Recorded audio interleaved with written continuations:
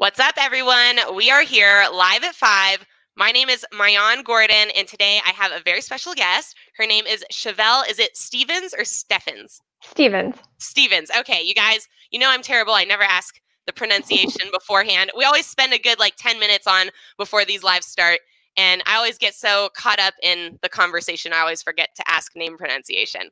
But as you guys know, first thing before we get into a conversation with Shevelle, what is one thing that you're grateful for today? Post it in the comments. And where in the world are you watching from? I am here in Spokane, Washington. Shevelle, where are you located right now? Well, I'm currently in Kelowna, BC, but we're just on a bit of a road trip at the moment. I usually live quite a bit further north in Edmonton, Alberta. That's awesome. And tell people why are you on a road trip right now? What are you doing? We are collecting some bees. So in Alberta, we tend to lose a couple beehives every winter. It's very, very cold. And so we try to find really great sources of healthy bees. And we know somebody in this area. We really love their stock. They're really healthy bees. And it's a great way to grow our operation as well. Just buy more bees from a beekeeper you trust. And then it gets you well on the way in spring into summer. That's awesome. So how many bees are you going to take back with you? Are you going to purchase? So on this trip, we're looking at about 25 hives, but we did Wow, recently that's a also lot. release. Is that a lot for you? That sounds like a lot. Maybe No, that's a small number. it's not a lot for us. We're used to that, and some of the really large commercial beekeepers have thousands of hives, so it's just a drop in the bucket for them. But we did do a couple other trips the last couple of weeks as well, kind of around Western Canada, collecting 20 here, 30 there. It's a bit of a challenge this year because with COVID and planes kind of shutting down and borders closing, it's been hard to find a source of bees. So we have to do a little bit more driving. Bees require passenger planes because they need to be pressurized airplanes, and Oh, okay. I was going to ask what that yeah, had to do with. Okay, yeah. very interesting.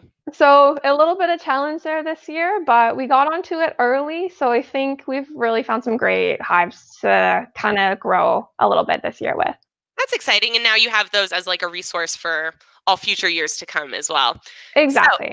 I want to ask you more. You guys, we're talking about bees right now. If you have any questions about bees or the bee business or anything bee related, please post in the comments. I will make sure to ask those questions as we're getting through the conversation. Someone wants to know, we got Chris here. What's up, Chris? Thank you for joining in. How many bees hives total do you have, currently, once you add in the 25 that you're going to be grabbing? So currently we will have around probably 400. So some of those are a little bit smaller hives because we don't use those ones for honey. We use those ones for breeding queen bees, but I'd say around 400 at the moment. Wow, amazing. Okay, so let's get into it. So this is a business, right? This is not just a hobby with 400 hives. Um, Correct. let's talk about the business side of it. I'd say Sure. my first question is, one, how well, if you feel comfortable sharing numbers, I always encourage people to share their numbers. But in general, how well are you guys doing with your business? Are you profiting? Are you still investing into it? Where are you at financially with it? And second question, how long have you been running it for? And how much work/money did it take to even get started? So we are currently in our fourth year. Our first year was a little bit of a trial. So my husband, he grew up in New Zealand. I stole him from there. Nice. And he had all the skills for beekeeping, but we know that when you change climates and locations, there can be little nuances that can make a massive difference in your beekeeping management. So we started about 4 years ago with only 4 hives. We wanted to make sure that, we felt out the winter a little bit because it's a 40-degree weather difference between New Right. Zealand and Alberta. And we just wanted to make sure we kind of had a solid handle. And it's a good thing that we did because it turns out that although we were prepared for winter, we actually weren't prepared for the summer. In Alberta, we have a lot of flowering crops. And so the nectar flow, which is when all the flowers are kind of producing nectar, it's really intense. And during that time, the hives will grow quickly. They'll fill up their boxes with honey. And as soon as the hives get crowded, half of the bees will leave and they'll take a whole bunch of your honey with you. And so, Oh no. because we weren't really prepared for the intensity of that summer, what happened was three or four of our hives actually that swarmed. So when the bees leave, it's called a swarm. Which essentially, if we were running 400 hives at that time, would have That been would a have been massive devastating. financial loss. Yeah. Massive financial loss. So So that was really, I have to applaud you for starting small, because I think when you're excited about a new business, your energy says go all in, go big, like let's do this thing. And so I definitely applaud you for like having the foresight and restraint and patience to go, let's learn this first year, see what happens. And certainly that must have paid, took you only 4 years. I think that's incredible. 4 years to go from 4 to 400, a literal 100x growth. yeah. So tell us about that process. How did you get from 4 to 400?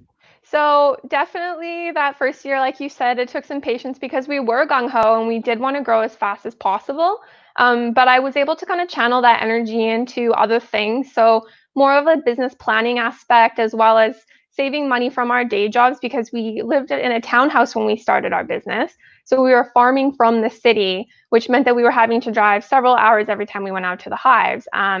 So we did a lot of social media stuff and kind of channeled that energy elsewhere in growth instead of kind of growing the actual physical business. And we were able to, through selling honey and as well as providing services, we were able to grow the business largely with its own revenue. And we, up until this year, we hadn't actually taken out any loans and no outside funding. So if you are able to grow slowly and kind of explore all the different revenue pathways, at least in Alberta, I won't speak for other locations, beekeeping can definitely be profitable. And we do find that our business is profitable, but we do put most of that money back into growth. And I think that that's kind of where our impatience comes in a little bit, because we're willing to make large sacrifices in our personal life right now. I don't drive a nice car, we don't have nice stuff, because I want to Right. be able to put all that money back into the business, because Yeah, growing it absolutely. is the most important thing. So for anybody who's looking to start a beekeeping business, it is a lot of work, definitely, but it's not. It's something anybody can learn if they're willing to take a course, shadow a beekeeper, and that's something we recommend as well. We had the background knowledge, as well as when we first started our business, my husband got a job working for Alberta Agriculture. So he was able to work on the bee team, and he was able to kind of learn the specific nuances about beekeeping in Alberta. He was able to talk to other local commercial beekeepers, and he got to see how they ran their operations. And I think that kind of gave us a huge edge for being able to skip a lot of that trial and error phase, because we already knew what was working for other people. But it's a lot of work, but it can be done. You just have to be driven and determined and passionate about it. And I think that's the same with any business. You I was really just going to need the say, passion. absolutely. This is actually such a great example, because beekeeping is something that is so, like, there's a huge base of knowledge to Yes. know before you can even get to the point of like you guys had the base of knowledge through your husband, and I'm sure he rubbed his knowledge off on you, so you also Yes. had some of his information, which gave you a level of expertise to actually start with a level of confidence that even though something pretty bad happened the first year, where you lost 3/4 of your hive or hives, that you were still able to see the positives in it, have the foresight to know, okay, this was something was going to happen because we didn't know something, but now that we know that something, we can add it to everything else that we already know, and really start to build a confidence and a level of execution that is reliable and not so I would say susceptible to these things that it is susceptible to inherently. Like, the bee business is susceptible to weather, it's Yes. susceptible to other animals, and like all these different things, and different industries are going to be susceptible in different ways inherently. And so I For think sure. it's really important for, and if you're watching this and you're not interested in bees, but you're interested in starting a shoe business, it's really important to understand what are the inherent downfalls, the risks that come with that particular type of business, and to build up a certain level of knowledge first before you dive into it at all. I think that's a great thing. The second thing that I really want to pull out of this is, if you can stomach having a job and working on your passion at the same time. Now, not everyone can. I think I could for like a week at a time, but I'm just of the type of energy and spirit where like I would rather I just can't work for other people. It's just not within my nature. If it is at all within your nature, you get a huge advantage. So I was at a huge disadvantage trying to grow my businesses and having to take almost all the money out of it to feed myself, to pay my rent. That's a huge disadvantage for any business starting up, period. So if you have a job and you want to start another business and you don't like that job very much, if you can get your mindset around like, I don't like the work at the job, but I love the ability that it allows me to put my money that I make from my business back into my business, I think it's really, that can get the motivation there, that can get you through the work. It can make you work hard because there is so much extra growth you can do with your, again, for you guys to 100x growth is not something that's going to happen probably if you bootstrap and don't have something else supporting you. And for me, that's something I'm experiencing right now too, that now that I have my glass blowing business and my social media agency. When it was just my glass blowing business, I had much less money to grow it because I needed that money to pay my bills. Yeah. Now that I don't have to take any money out of my glass blowing business, I have a lot more freedom to think about what even does this business look like? And so I'd like to ask you, is that something that you think about? As I don't know too much about the bee business other than like you can sell honey. You can probably, if you have a farm, give tours. What are the other ways that you monetize? And have you thought a lot about like what is your business and like different ways to be creative with that? Yeah, so especially with beekeeping, because it is really heavy on capital because we need a lot of equipment, we need to buy bees. It's really important to keep in mind what your trajectory is and what your goal is. Because if you're not careful, what you're going to find is you're going to spend a lot of money going in one direction, and before you know it, you can easily spend $100,000 on honey extraction equipment, the hives, the workers that you need to get through that honey season. And if you don't like producing honey, or if the sales in your area aren't good, that's going to be a huge waste of time and finances. So basically, always kind of checking yourself to make sure, like, do the numbers make sense? And so there are lots of different revenue streams. You know, you can look at honey. We breed queen bees, and that's kind of always been what our goal is because that's what my husband grew up doing, and we believe that that's how we can bring the most value to our local beekeeping industry. There aren't a lot of breeders here, and what we're trying to do is breed a local stock that is adapted more to the conditions here because they're very harsh conditions. You can also look at doing social media stuff. You can look at selling other bee products like wax, propolis, all that kind of stuff. So really just taking the time to maybe try a little bit of everything at first, run some numbers and see how it goes. And I think, I mean, that should be the case in any business. Do a trial, run some numbers, and see what customers are excited about, get feedback from them, and see what really takes off. And for us, it was like Alberta's a fantastic place to produce honey. We have some of the world's best honey here. We have really beautiful clover honey. And so that's always a great backup option for us. And we do sell some honey still. But the response that we got to selling the locally breeded queens, we just couldn't ignore it. And because people are excited about it, it makes us more passionate about it as well. Oh, absolutely. Yeah, that's a cool point to mention. I think as you're going through business, again, one of those huge benefits of testing a lot of things is you might feel bleh about a product or a service until you talk to the person who absolutely needs it.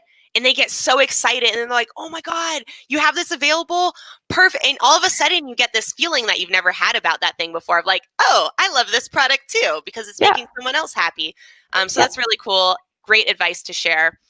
We got someone who said, BizDev Jeff says that his son wants to be a beekeeper now after watching this, thanks to you. So I think that's really fun. Awesome. Hey, Jeff. Let me see if we have any other comments or questions here. How concerned are you about the killer hornet situation? Does that have anything to do with the bees? It definitely has something to do with the bees. The Asian giant hornets they do kill honeybees. But right now, the only reported sightings are isolated to kind of the west coast of North America. So at this point, we're not worried about it where we are. There are efforts going on to eradicate the current colonies that exist, and we're hopeful that they will be able to keep them under control. But it is one of those things where if we're going to kind of be super worried about everything that's happening in nature, it's going to paralyze us. So we're keeping our eye on it, and we are starting to hear a little bit more about what mitigations we can take if they do advance over our way. But in the meantime, we're not getting all caught up in the media hype. I think a lot of it is media hype at this point. And of course, they're jumping to what is the worst case scenario here. Right. Great headlines, right? Draw the clicks in. Exactly. Absolutely. Exactly. And so yeah, we're not worried right now. And from what we're hearing, there isn't currently a lot of problems with beekeepers where around the area where the hornets were discovered. That's good. So we'll keep an eye on it, but the media is definitely just trying to make it worse. Yeah, yeah, of course. So right now, do you live like out in a farm? Are you out in the, suburban area? Are you more in the city? Yep. So after 3 years of running our business from a townhouse in the city, we went crazy and we realized that, we need to prioritize moving. If we're going to grow this operation, we now need to move because our entire townhouse actually became a workshop. There's a lot of I carpentry involved in saw a beekeeping. picture, I think, of the you literally like floor to ceiling bee Yes. boxes, like in every single part of your house. Exactly. And I mean, it happened so slowly that it became normal to us. But then we'd Right. have, my mom would come over and she kind of, oh, Shevelle, what are you guys doing? And I'd look around and there's sawdust on my couches and we're cutting Yeah. up boxes in the backyard. Terrible neighbors. So we realized, like, all right, to make this easier on ourselves and to be able to fully expand, we need to move out to the country. So last year, we were able to save up enough money. We moved onto an acreage just 15 minutes south of Edmonton, which is a great location because people are willing to come out to the farm and pick up honey. And it keeps us close to the people that we know and care about. So yeah, now that we've moved, we've That's gone awesome. full force on expansion. So we grew a lot this year, and that was despite the challenges with COVID. So we're kind of going to wait to see how sales are going forward, and we'll wait to see how long the consequences from the pandemic for beekeepers are lasting before we kind of decide what we want to do next year. Makes a lot of sense. So I happen to know that you are a pretty big person on TikTok. So we're going to talk about that for a second. First question, how did you hear about TikTok and what got you onto the app as someone who's a beekeeper, as someone up in Canada? How did you come across it? So last summer, I started listening to a lot of entrepreneurial and motivational podcasts. As an entrepreneur, I'm sure we go through phases where we feel good about things and we feel bad about things. And I was just going through a phase where I wasn't feeling as good. So I was like, maybe if I turn to podcasts, it'll kind of help pick up my spirit a little bit. And it did. I found It some does. awesome stuff to listen to. And one of those people was Gary Vee. So it wasn't long after I started listening to Gary that he mentioned TikTok. And it was like maybe the second time he mentioned it, I was like, all right, I got to check this out. So I downloaded it, flicked it open, and within 15 minutes, I was like, I love this app. This is so different. It's so unique. It's got such a cool vibe to it. And I have to get on it. So I spent probably 4 or 5 days just getting to know the app. And And it's when was this? Was this that last year? was yeah, that would have been last July Last that July. I Cool. that I checked it out. And the culture was so different that I didn't want to just start posting anything that I'd post on Instagram or Facebook. But once I got to know the app, it just seemed like it was fairly intuitive how to fit in. So we started posting. We weren't really sure what we were going to find because the app was a little bit younger back then. There wasn't such a huge user base and there wasn't a lot of beekeeping content on there.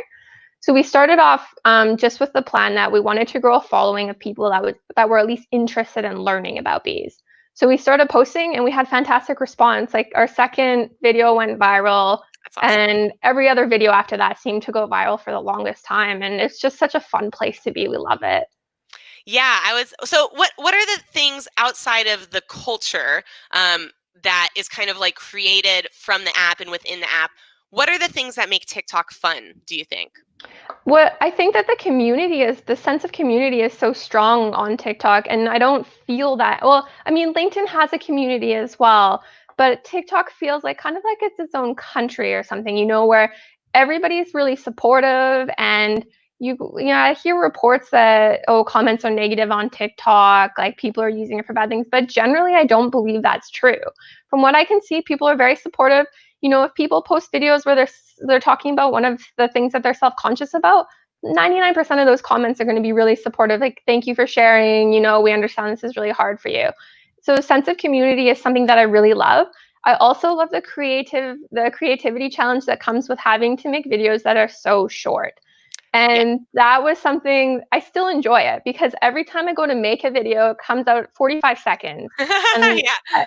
that's no good. That's not going to work. So I have to take a little while. I try to get it down to under 15 seconds. And that's fun. It's a challenge. It's something totally I new. agree. And also just the fact that the videos are more raw. So it feels more true to life. And that is something that's largely talked about on TikTok, is that a lot of people feel like they can be themselves there. And that's something that we really love and something that we want to be part of for sure. That is so cool to hear. So, for people who aren't familiar, what is your TikTok handle and how many followers do you have right now? Our TikTok handle is alberta.beekeeping, or you can also find us at Revival Queen Bees. That's our Awesome. username. And I think we're at about 140,000 followers right now. Nice, Yeah, crushing it. That is awesome. thanks. And I love how you had the idea to come into it with educational based content. What is the type of response that you've seen to your educational content? And then also, just from that, what are your thoughts on where we're all going with e-learning, with TikTok? Like, do you see TikTok becoming a major educational platform? I'd love just kind of some of your thoughts and insights around that. Yeah, for sure. So the response to our educational content has been fantastic. And our educational content tends to do better than our content that is just for entertainment purposes. For example, we posted a video on Sunday. It was just talking about how to breed a queen bee. We're going to spread it into 5 or 6 parts. We Cool. got 750,000 views on that video. Nice. That's Yeah, awesome. it's fantastic because, people don't know a lot about farming. They don't know a lot about beekeeping. And so it's kind of that behind the scenes look that people really love, and the how it's made type videos, like especially you would Yes. know with your glass blowing. People Yeah. love to see how stuff is made and love to see processes. And I think that TikTok is fantastic for that. And there's huge potential there, definitely for education. And maybe at the moment, if it's not education through long form videos, you can definitely use it to funnel people to your other social media channels Ooh, where you great point. can do longer content. Yeah. And at least TikTok as a preview right now, especially if you have a YouTube channel, I was is just gonna say if fantastic. TikTok is if you are already on YouTube, you need to be on TikTok because it's Yeah, literally like the teasers and the teaser bites for your YouTube channel. And it's very yeah, people are already starting to get pretty trained to even like they're like, oh, this was too short. Where's your channel? Where's your YouTube channel? exactly. Where do I go? Yeah, So it's definitely becoming very, I think, built into the culture and how people are starting to behave. for Um, sure. I love hearing that you think it's going to be a big education platform because I do too. And I just wanted to add to that, it's not even always about just the views. So for me, I have a little bit opposite right now.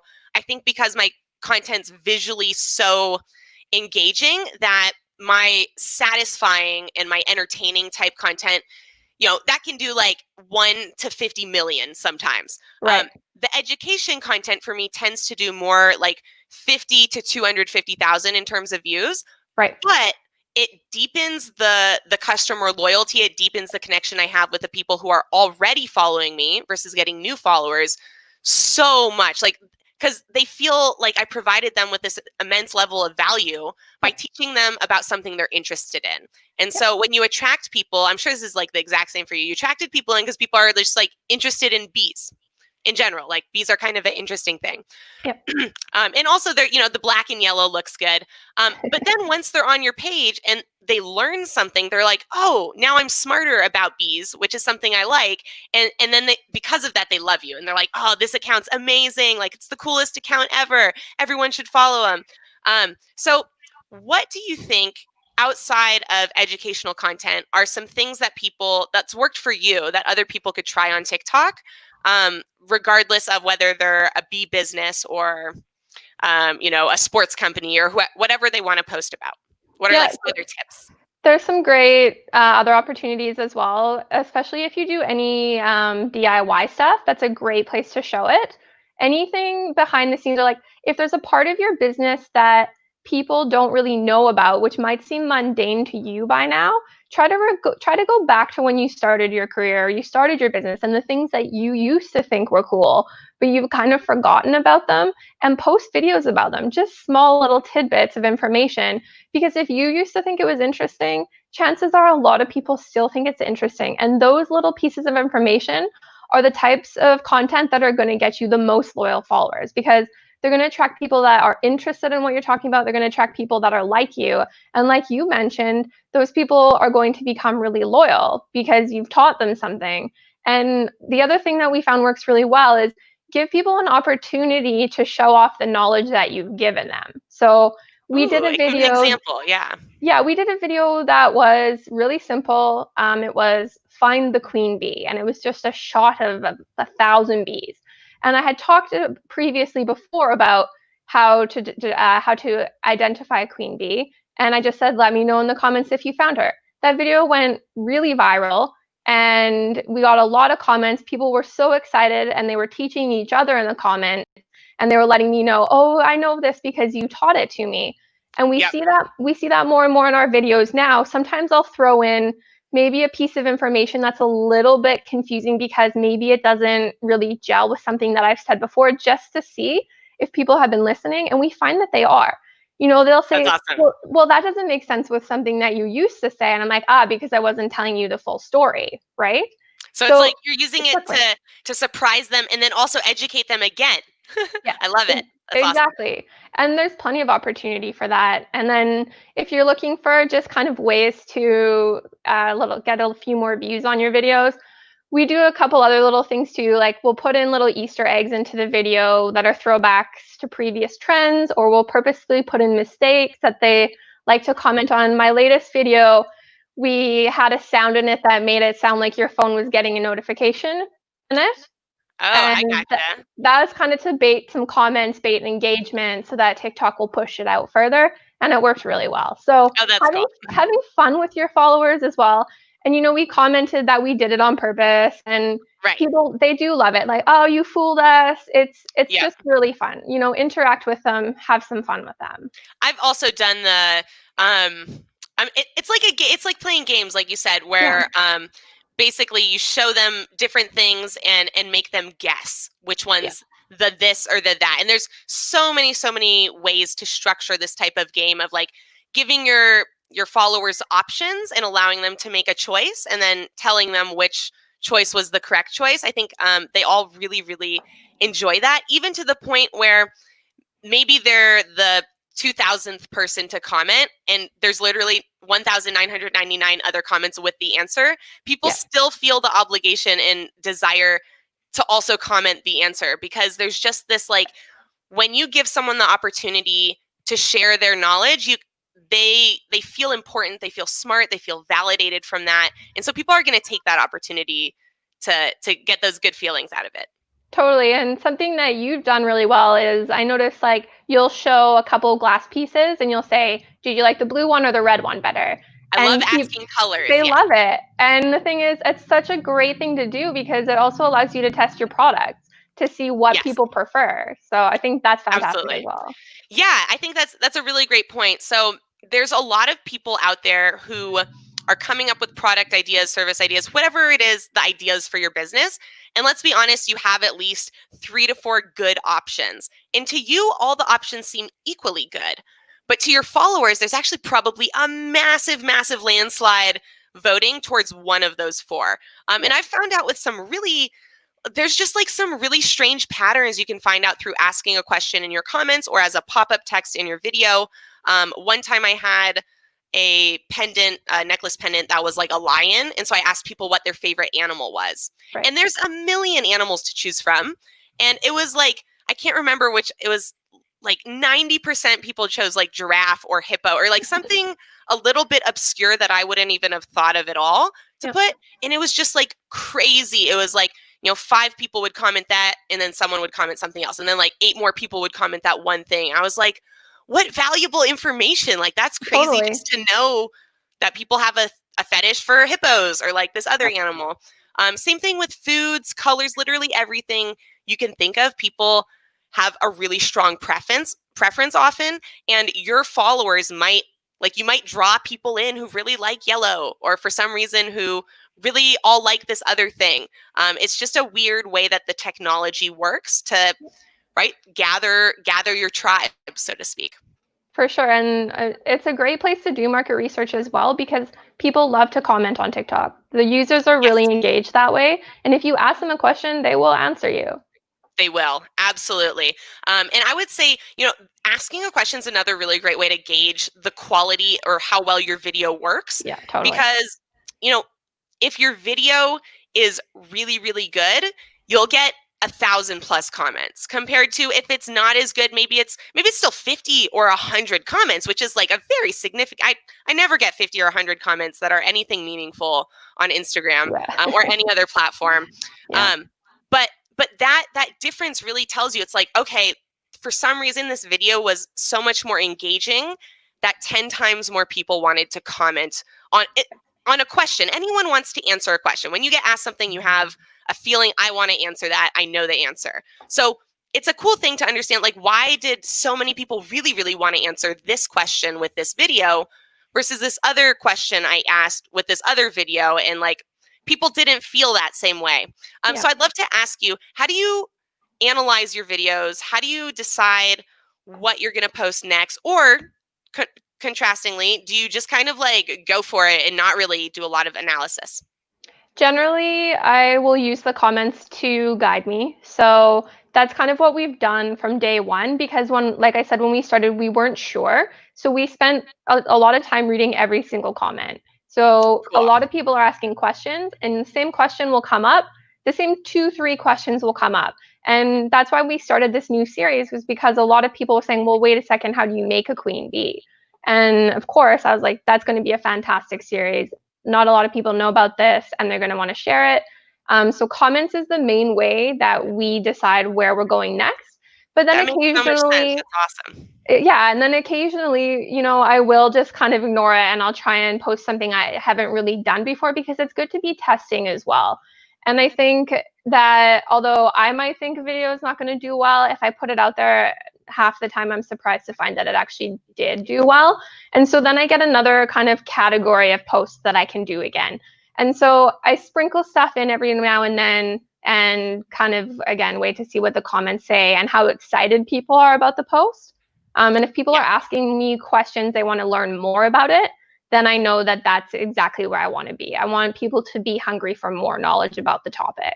Oh, I love that. Hungry for more. Absolutely. That's a big, I think, theme about TikTok in general. If you want to make your content really interesting to people, if you want to build a following that's coming back again and again and kind of thinking about you even when they're not using the app, I think having that, either I call it a series, like building series, which is you're doing an educational series, or again, having content that makes people go, oh, what's next? Like what the next thing? It doesn't have to be a series necessarily to accomplish that. But I think that's one of the key elements to being successful on TikTok in a prolonged format. There's a lot of people who will discover one or two, videos they make go super viral and they get, boom, they're at 40,000 followers like that, or they have 100,000 followers. And then they get really stuck because they're not really sure how to either recreate that video, or they try to recreate that video, or they don't know how to create that sense of like giving people an amount of value that they enjoy and like, but want more of. And I think there's a fine line sometimes between doing that and pissing off your audience, so to speak. So I certainly watch some TikTok videos where the whole video is a bait, like, like part 2, or, like this to see what happens next. And I have to say, oftentimes I'm just annoyed. I'm like, all right, whatever. But there's that fine line where someone does it right. And I'm like very happy with the time I spent watching that video, and also very excited to see what happens next. And almost always when that is accomplished, I follow that creator, or I go to their page to see maybe the other videos already posted, and this is an older one. So I think, if you can if you can set up a system for yourself to get to that point and start testing out, it's really about testing and responding. So if you can start testing out different styles of videos and gauging how excited, I love that, how excited people are in the comments, how many questions they're asking, which indicates they want more. I'm sure there's other types of comments and communications that would indicate that people are like really wanting more of your content, but keep your eye out for those, because that, I think you're 100% right. That's where you should be putting more of your content creation towards. And I think don't get distracted by just the views, because the views are not always going to align with that excitement and that value that you're delivering. For example, I like with my educational videos, I often get, I would say, less comments than a super viral video that's doing 1 million plus.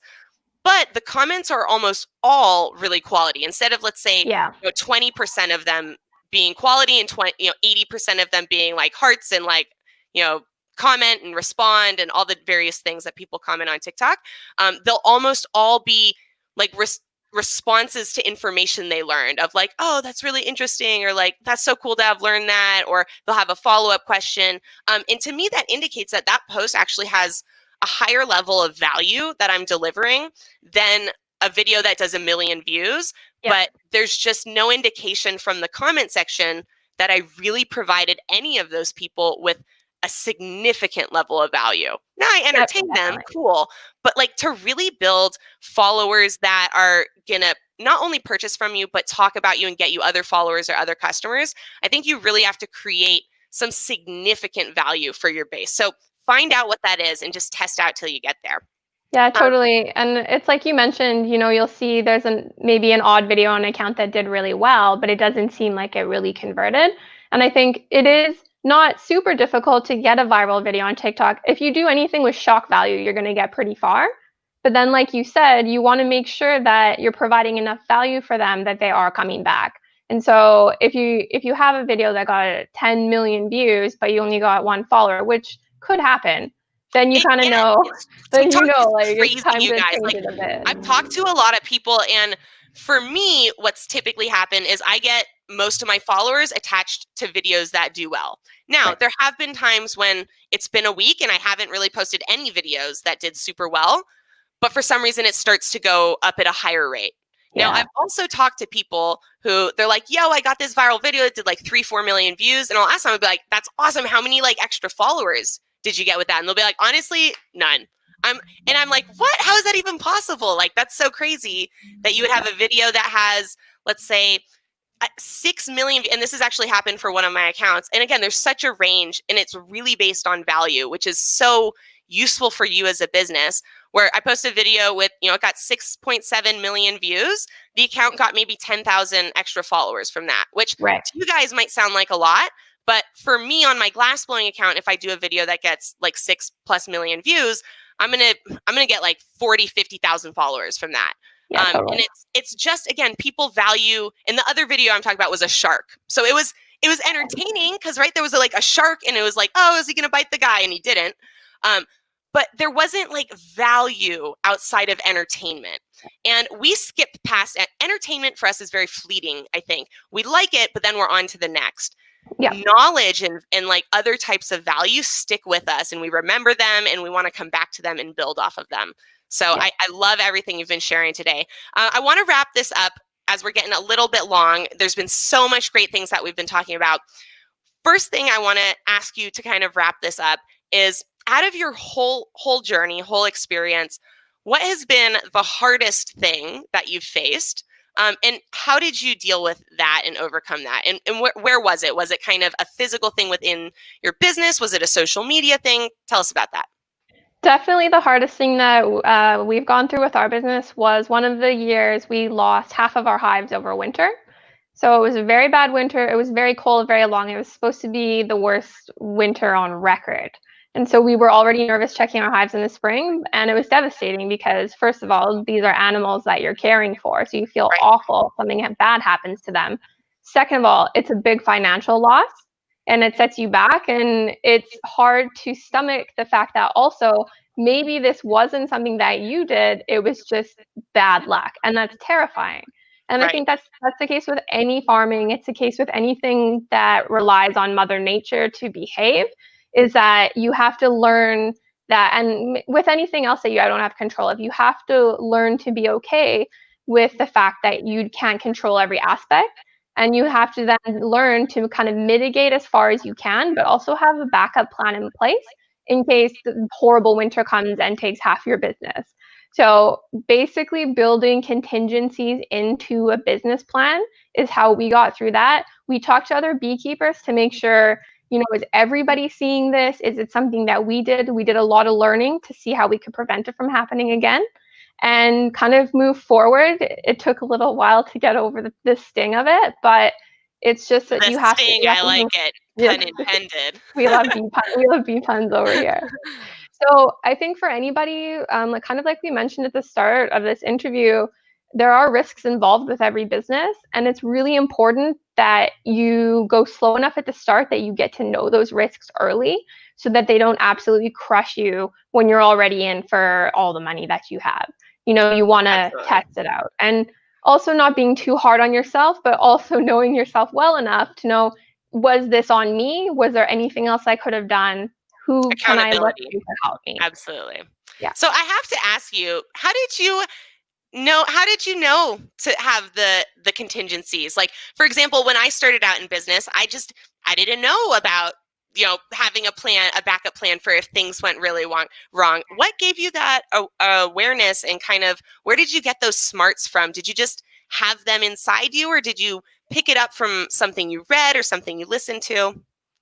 It's always been one of my personality traits to build in contingencies. I think it's one of my strengths, but it's also one of my weaknesses because sometimes I think I go a little too far with it, which is why it's great that I have a business partner, my husband, because he's exactly the opposite. He tends more towards believing, it's going to be fine, and I'm Right. so far the other way that we balance each other out. So having a That's business partner is really great in that regards, but also the first year that we were beekeeping, I could just see there was so much variability amongst the colonies.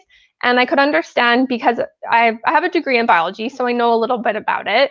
I know that sometimes in nature, we can't predict things, and that there's this fine balance and everything's interwoven, and there's no way you can possibly predict every outcome.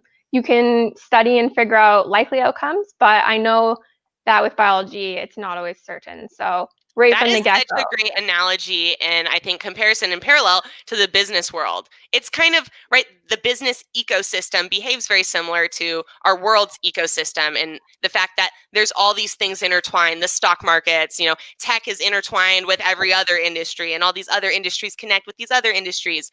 And I think probably a lot of us in the business world don't have that as much awareness or foresight to understand that there is such a degree of randomness or entropy, so to speak, that you can't always say the 99 is 100. That 1% Yep. is probably going to happen at some point, Yep. and figuring out where it's going to happen, that's what makes it the 1%. But is it going to happen in some form? Actually, probably, I would say, at least from what I've gone through in my business and just speaking with everyone else, is like there's just too much for you to know. You can't know it all. Yeah. And it's just too volatile Yeah. on a yearly basis, on a day-to-day basis. And so having those contingencies, I think, is one of the big differences between a really long-lasting business or a really strong business and one that all of a sudden is in major trouble. And I think that it's not that some businesses don't go through the same industry crises or the same. Everyone's going through this pandemic, right?